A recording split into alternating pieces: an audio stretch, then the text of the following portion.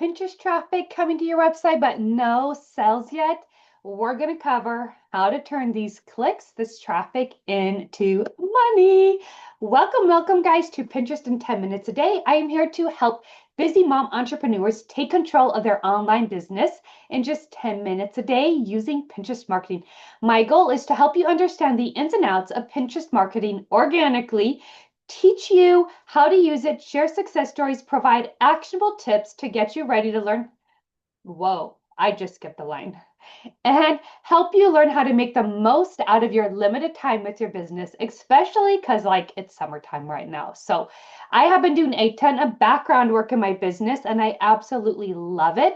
But we're going to cover on how to get that traffic into sales, because if you're in the Pinterest slump, you might not be getting as much traffic as you want. But that being said, if you already have a working funnel, you could still be bringing in money, even though Pinterest isn't as fast as it is with the other times. So let's go ahead and get started.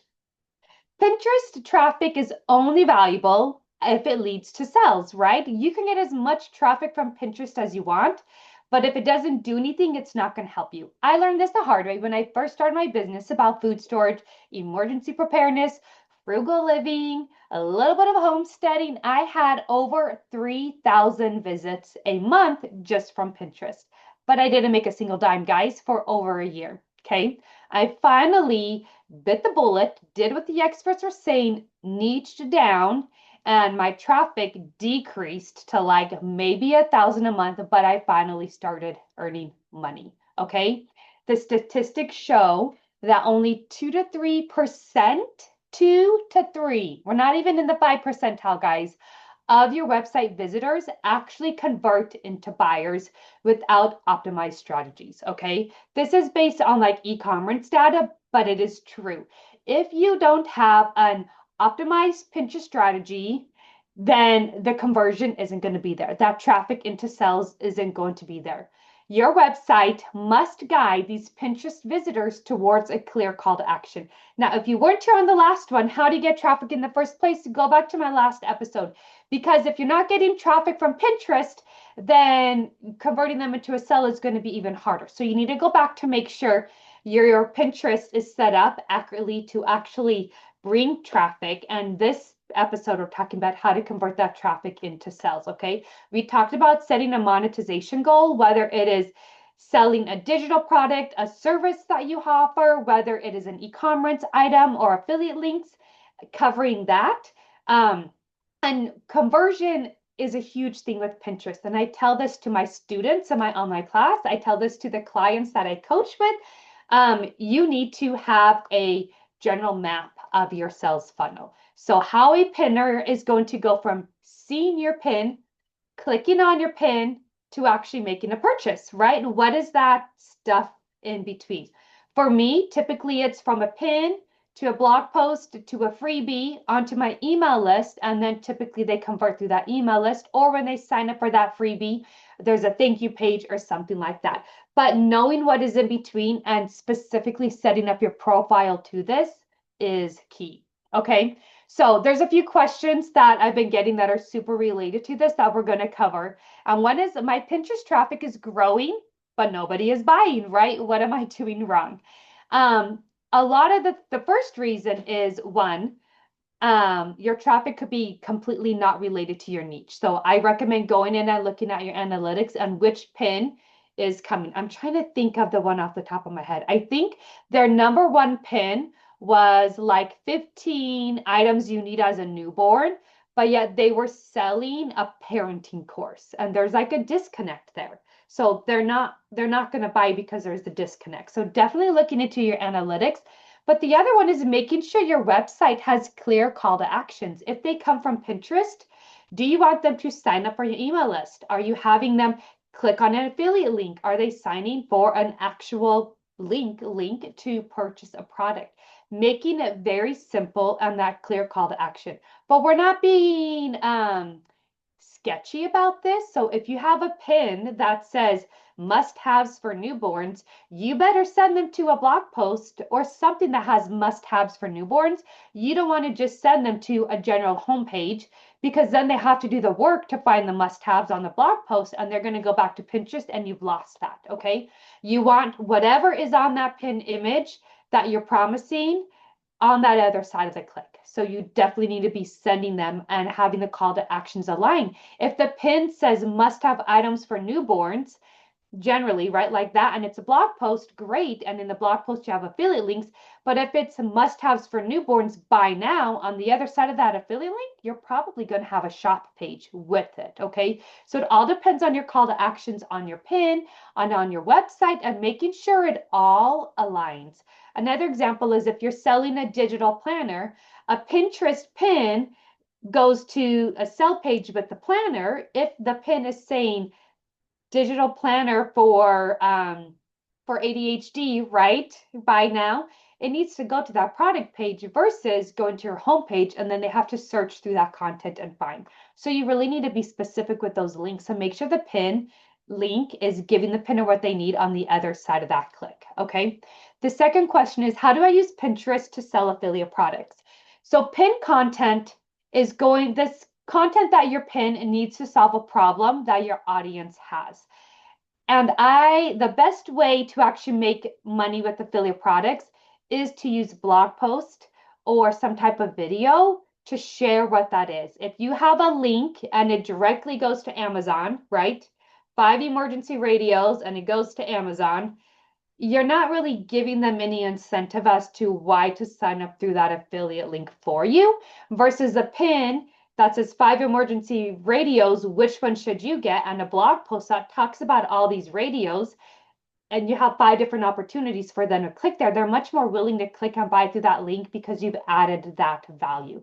So if you're looking to sell affiliate products, it is best to have a blog post so that you can add that value on why they want to buy it. A big thing is I buy doTERRA essential oils, but I don't have any designated person I buy it from. I just buy it off Amazon.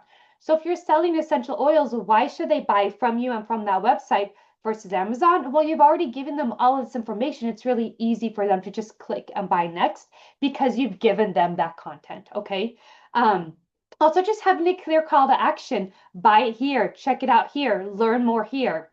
If you don't have a blog right now that you can't do it, you can do video pins and showcase your product or talk about your product, and then that link be the affiliate link, but you need to add value in some form. And that is how your affiliate products will sell better. You'll get that 2 to 3% conversion or higher. Okay, one more question. How do I know if my Pinterest traffic is converting, right? There's a good thing that you can do, but I don't use it. It's called Google Analytics. I use Google Analytics, but I have not spent the time in to set up goals like complete purchase or email sign up or that type of thing.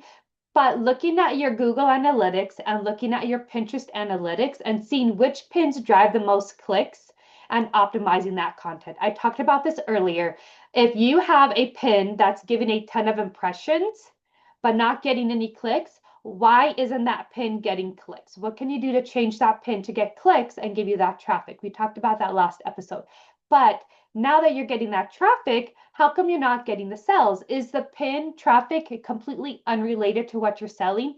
Typically, that's the number one reason. The other reason is it's too hard. I know when you're starting off, it seems really salesy to keep talking about your product, but the facts are, at least 3 years ago, was somebody needed to hear about your product 7 times before even thinking about it, right? Whether they've heard about, oh, I need to take a Pinterest course, oh, I need to take a Pinterest course, not specifically mine, but they've thought about it that many times. And I'm pretty sure the number is even higher now because we have such a fast-paced, easily distracted everywhere now with social media, right? But if your Pinterest traffic is converting, you need to look at the analytics or Google Analytics or Pinterest Analytics and see why. See what's going on with that. And we dig into that in the Pinterest Organic Growth Academy as well. It is the G, other off of growth, because it's great to spend 10 minutes on Pinterest a day. But if you can't replicate what's growing, then you're going to feel like you need to spend more and more and more time on Pinterest to grow more and more, which it isn't the case. the case is optimizing what's already working. That's what we learn in the Organic Growth Academy as well. Okay. Some big mistakes you want to avoid. One is sending Pinterest traffic to unfocused pages. So if you're going to send traffic to a homepage, you're not going to get as many sales as sending it to a blog post or even to a product page. But it depends on what you want to link your pin. So if you have a pin that says resources, Pinterest marketing for beginners, I can definitely send them to my homepage and they can scroll around. But if you have a pin that says learn how to use Pinterest now, you better bet I'm sending you to a free training, a free webinar, or a blog post that's going to teach you how to use Pinterest now. Okay. So don't send traffic to your Instagram or to your Facebook or to just your homepage if it's not specific enough from that pin. Okay. And the other thing is if you're sending pinners to a sales page, make sure it's converting, right? Make sure you already know the conversions of that. So then if they're coming from Pinterest, you can relate to that. Typically, if you have a sales page, it's going to convert better from the lead coming from your email list or from your blog, and it will convert less coming from Pinterest to that sales page is what you usually find. But everyone could be different, but that's just why you really want to make sure each pin leads to something very specific on the other side of that click. Another thing is a weak website user experience. This is huge and something that I'm not good at. I pay somebody to do, but to make sure you have quick load times and your website is mobile friendly. Okay. So many pinners use the mobile website version. So make sure everything lines up, make sure it's easy to find stuff. And if your website is loading slowly, a pinner will go right back onto Pinterest. And if that happens a lot, Pinterest should be like, everyone who clicks this website's content doesn't even leave for more than 5 to 10 seconds. They're going back to Pinterest and they're going to kind of secretly mark you as spam. Okay. So making sure if you feel like you are getting really good growth and then things kind of tanked, check your website loading. Sometimes that can be an issue. And then the third mistake is not having an email list. Okay. If you want to make sales, 90% of the time, you need to build that value, that know, like, and trust factor. So offering a lead magnet, getting them on your email list, letting them hear about you, what you have to offer, and creating that connection, and they will buy from you sooner because they feel more comfortable with who they're buying from. Okay. So to turn Pinterest traffic into sales, you need clear call to actions. Tell them to buy now or send them to a blog post that tells them where to buy. You want to make sure your website is optimized and your landing pages are optimized. And most importantly, check your analytics. Okay. Let that be the easy button. Read your analytics and it will give you a good idea what's happening. And then making sure it's all aligned with your goal of what you're selling. You can have great analytics, great optimized landing pages, but if none of this traffic is to what you're actually selling, it all cuts off there. Nothing's going to come from that. Okay. I know that from experience and it is a hard lesson to learn, guys. Okay. This week, I want you to go through the pin that is getting the most impressions and recreate a version of that pin to try to get more clicks, okay? And make sure that it's a pin.